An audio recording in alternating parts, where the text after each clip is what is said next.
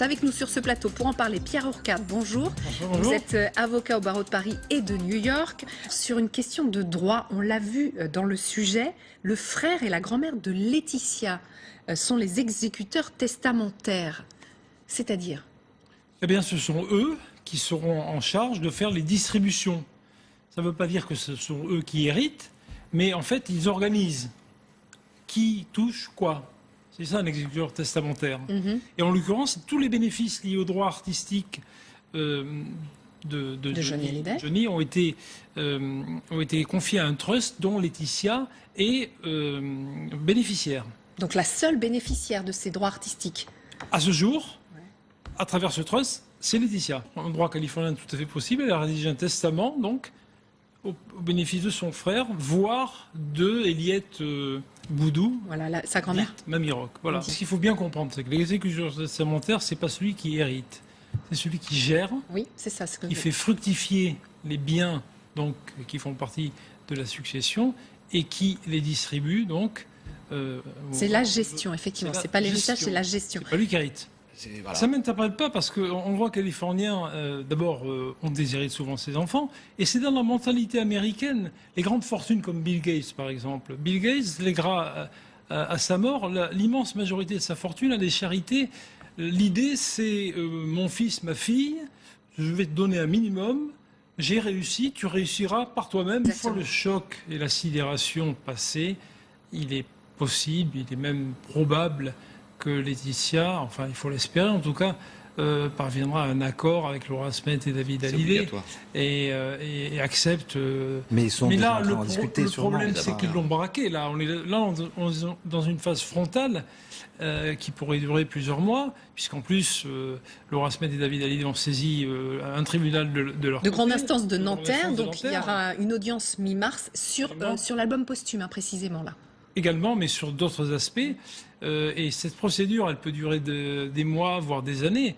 Donc on peut imaginer qu'il intervienne une transaction entre Laetitia et les enfants. sachant quand même que Johnny Hallyday a voulu privilégier d'abord Jade Joy et Laetitia. Ces deux derniers et également, sachant qu'en droit californien, une fois de plus, c'est tout à fait banal et tout à fait classique de déshériter ses enfants. Idem pour la succession Maurice Jarre, parce que Jean-Michel Jarre était très connu et porté.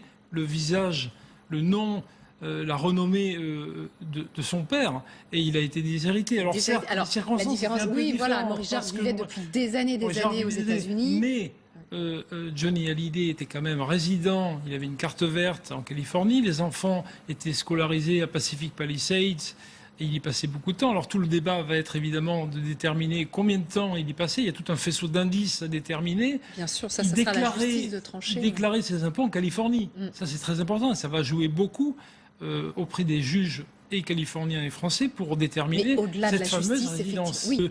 Déshériter des enfants, ça ne se fait pas en France. Ça n'est pas dans la mentalité.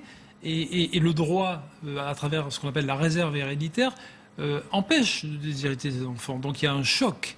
On peut faire des causes, sauf si on connaît un peu le droit californien et qu'on sait que c'est déjà arrivé. Oui. Et quand en Californie et aux États-Unis, c'est non seulement c'est fréquent, mais c'est quasiment toujours le cas. Parce qu'il y a une différence de philosophie. En même temps, je ne peux pas imaginer David Hallyday connaît très bien la Californie, il y a vécu, il y vit, Laura sans doute un petit peu moins, mais je ne peux pas imaginer que Laura et David soient vraiment si surpris que ça, dans la mesure où, une fois de plus, David Hallyday connaît bien la Californie, il a des avocats californiens, parce qu'il a fait des disques en Californie, Laurent Lavige est plus fin connaisseur en la matière que moi, mais moi, je pense qu'ils étaient au courant depuis longtemps. Le fait qu'il ait eu des funérailles nationales en France, le fait qu'il soit décédé, qu'il soit mort à Marne-la-Coquette, c'est pas ça qui va compter pour les critères de résidence. Ce qui va compter, c'est les critères beaucoup plus pragmatiques, beaucoup plus américains.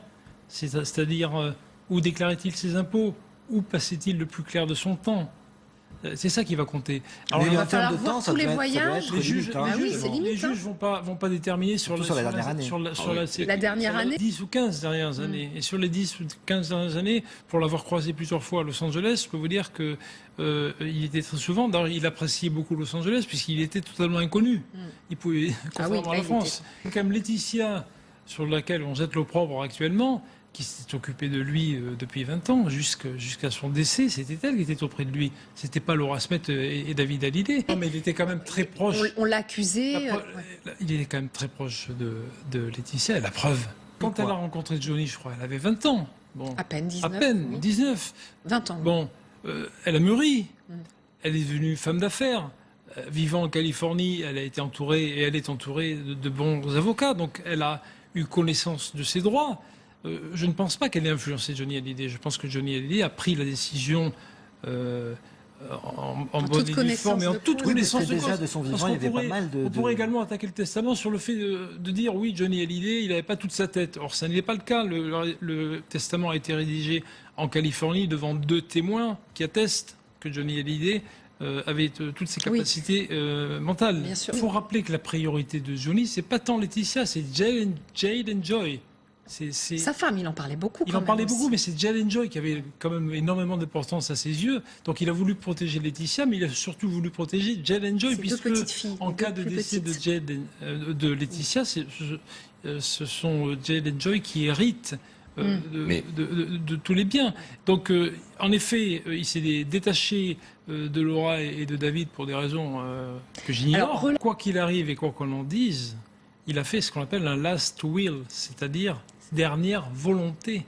Et le dernier testament, c'est son last will, ce sont ses dernières volontés. Donc, qui efface toutes les autres. Qui efface toutes les autres. Il aurait pu faire 50 testaments, c'est le dernier qui compte. Mais il en a fait 6. C'est la raison pour laquelle je suis convaincu qu'ils devaient s'y attendre et qu'ils ont déclenché ce blitzkrieg médiatique, peut-être pour essayer de récupérer une partie de la fortune. Mais les objets symboliques. Les hommes et les femmes étant ce qu'ils sont, je pense quand même que les préoccupations matérielles comptent. Il y a quand même beaucoup d'argent en jeu.